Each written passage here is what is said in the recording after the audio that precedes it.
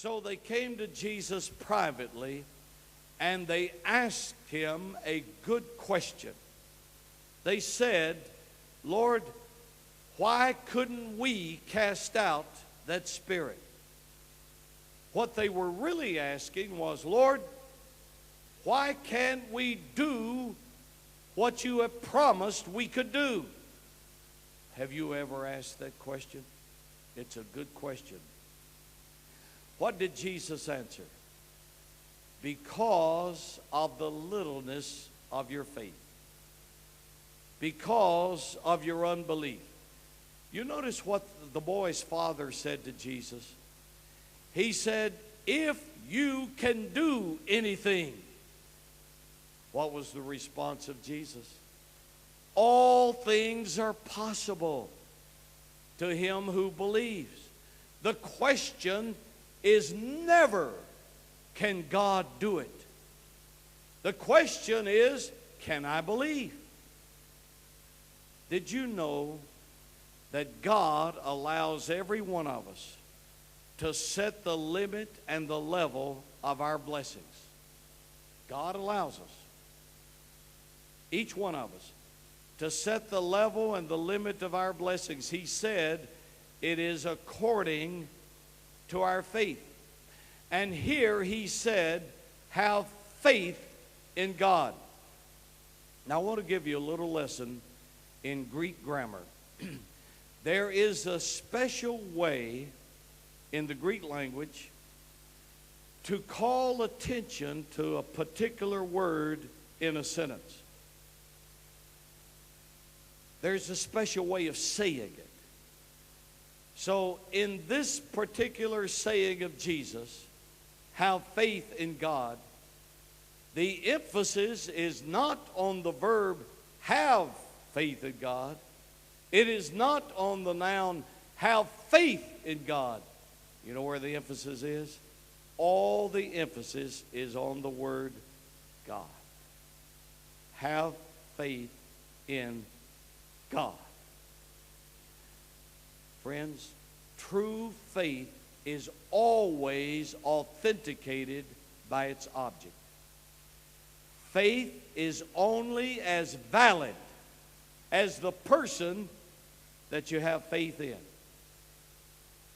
The word believe is a transitive verb. It requires an object.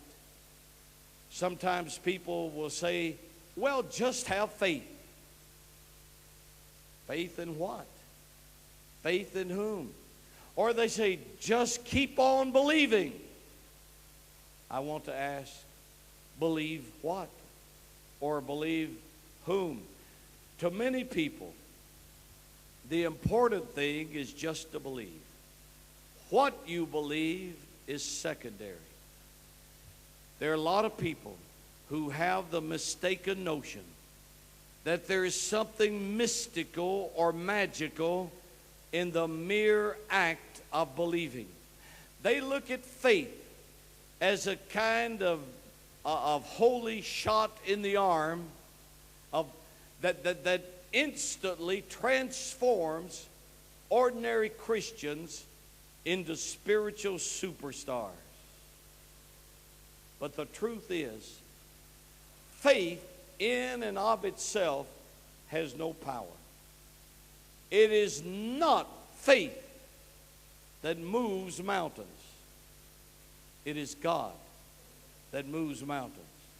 Now, this is not to deny that the mere exercise of believing is psychologically uplifting, but biblically speaking, faith is more than a human activity. Faith, if it were just a human activity, possesses no virtue, it holds no merit, it contains no power.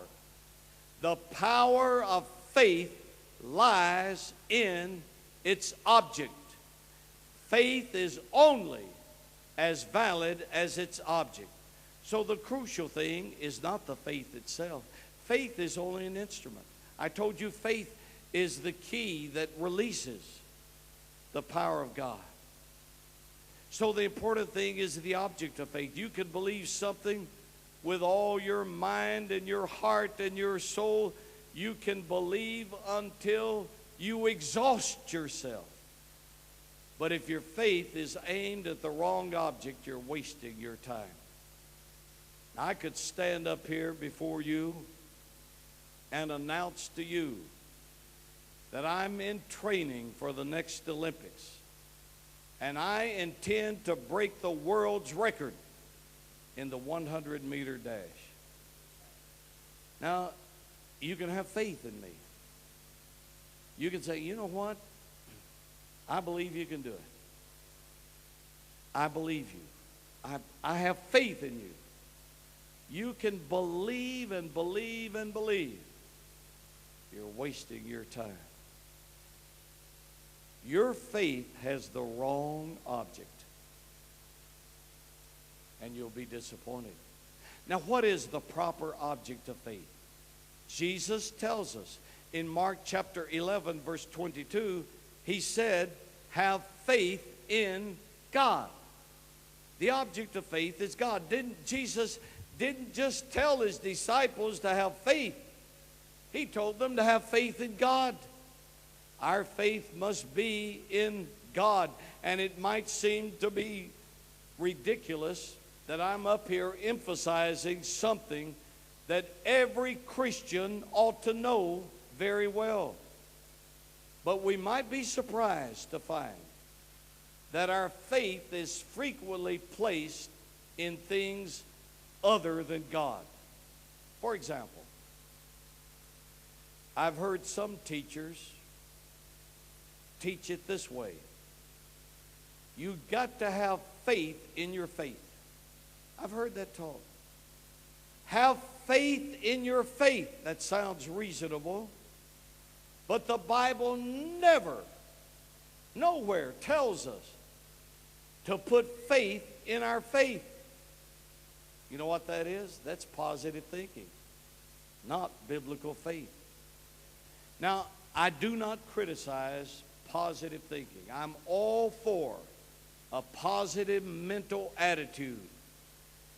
And I don't like negative thinking. And all of us would be a lot healthier and happier if we maintained a positive outlook. But positive thinking is not the same thing as biblical faith. Faith will give you a positive attitude, but a positive attitude is not necessarily faith. Now, the reason I stress this is that a lot of us have a tendency to put faith in our faith. When suddenly we encounter a mountain blocking our path, and we know that it's only by faith we can overcome it, we reach inside of us, we pull out our faith. We hope our faith is big enough to do the job. We measure our faith. We examine it. We weigh it. We size it up in every possible way. And more often than not, we arrive at the sad conclusion that our faith isn't big enough to handle the situation and the crisis. How many times have we grieved over the weakness of our faith, using it as an excuse for failure? Have you ever said, oh, if only I had more faith? My faith is so small. Pray for me that I'll have more faith. Well, I want to tell you something. The fact is, almost everyone that came to Jesus for help brought along a faith that was weak and imperfect. And yet, in spite of their weak faith, Jesus miraculously met their need. For example,